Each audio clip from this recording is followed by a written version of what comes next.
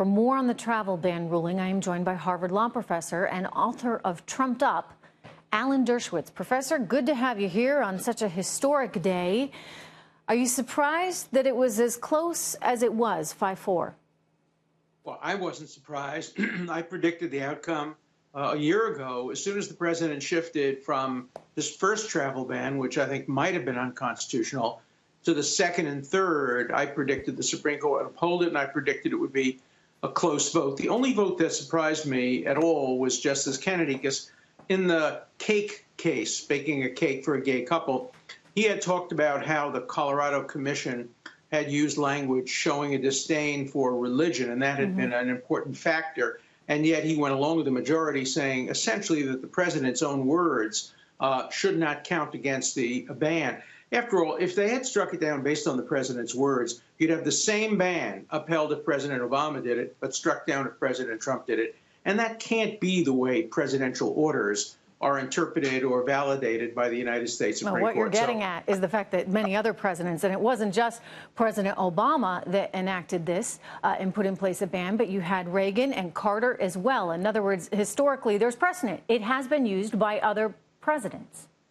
But there's a better way to do it. I'm not particularly in favor of the ban itself. I think doing it on a case-by-case basis rather than a country-by-country basis. Take Iran, for example. It's the worst country in the world when it comes to exporting terrorism. It doesn't vet terrorists. It might well be trying to send terrorists to the United States. But there are some good people in Iran, people who are fighting the administration, people who would want to come to American university. I would say this, Professor. I don't necessarily need to debate that with you. What I'm trying to figure out, and I would also say that, it'd be nice if the Iranians are sending people here that they actually knew who was in their country and who actually might be a terrorist, and then maybe we wouldn't have to ban the entire country because they knew who was a problem and would communicate that with us. They wouldn't tell us. We're talking about individuals who come on their own. Yeah. But that said, in terms of the actual legality here, the interpretation of the Constitution itself, I mean, if you look back to the law that was enacted back in 1952 by Congress, it gives the president this kind of power to decide who can come here and who can't. I mean, unless we actually want to overturn all of that, doesn't the president of the United States have the actual legal right to say who can be here at any given point? Within limits. If a president, for example, President Jefferson and President Adams both said if they could, they would ban the admission of Catholics to the United States because they both said that with Jesuits comes the lack of freedom. That was pure bigotry, pure anti-Catholic bigotry.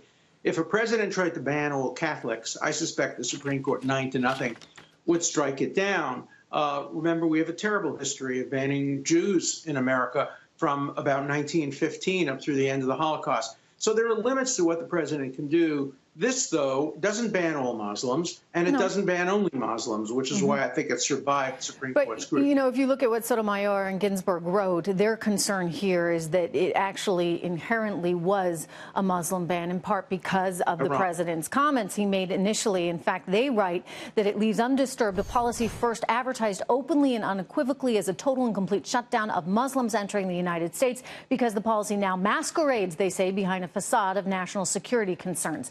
So here they are trying to interpret what the policy really meant. Are they kind of overstepping their bounds here, trying to get inside the president's head in a way that is beyond what they should be trying to do as justices? I think so. I think you look at the words themselves. Not all Muslims are banned, and not the only people who are banned are not only Muslims. There are people from other countries as well. And we do have a long history of Muslim terrorism by some Muslims, obviously not all Muslims. To me, it's overdone, overstated, but I think the dissent and the opponents of this also overstate. I would rather see an individualized ban. It would make more sense. But legally, the president had the authority to do this, and it was a very close vote, 5-4. If the Democrats had been allowed to have their Justice Merrick Garland, on the Supreme Court, and they weren't stopped by the Republicans, the vote might have been 5-4 the other way. So who goes on the Supreme Court? Well, let me just ask you this. I mean, in your heart, when you look at this purely academic, and Professor, I love talking to you because you do. And just to, we've said to the viewers before, you're losing all your Martha's Vineyard dinner invites because you have defended the president in some cases. But you're also quick to criticize when necessary. So from a purely intellectually honest, legal point of view, where would you have come out on this?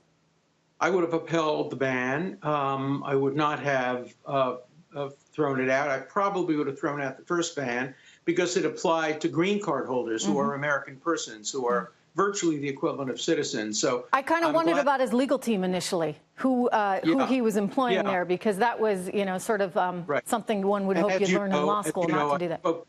As you know, I spoke to the president about this. He asked my advice when I met him at Mar-a-Lago, and I told him I thought the ban originally, as written, would not sustain constitutional attack, but if it were changed, it might very well sustain constitutional attack. I'm not suggesting he listened to me, but it came out that way. So my prediction came true. Okay, so then are they, Sotomayor, Ginsburg, the dissenters, are they, do you think, intellectually dishonest in this process? Are they voting their politics as opposed to their minds? Well, I think many of the justices on both sides let their politics intrude on their constitutional analysis. I think they genuinely believe what they said. This is a close case. Reasonable people could disagree. I think the Supreme Court decision was correct, but I'm not going to criticize the dissenters. They believe it. Their principles are different. They interpret the Constitution differently. The Scalia dead Constitution versus the living Constitution is a great debate that we have all through academia. And so the dissenters believe the Constitution has to reflect changing times. The majority thinks that the Constitution is a somewhat more static document. I have a new book coming out called The Case Against Impeaching Trump, where I make the argument that you cannot impeach a president unless the terms of the Constitution are exactly complied with. You must find treason, bribery, or other high crimes and misdemeanors. Some people on the other side disagree with that. These are great constitutional debates, and we shouldn't demean either side. I just, myself, and I'm not a legal scholar, but there's a certain purity to the Constitution, and those guys really knew what they were doing, and I respect them for it, and it's a tremendous document, and it has served us well for many years, Professor. Go back to Bush versus Gore if you want to see how the Constitution can be manipulated by both sides.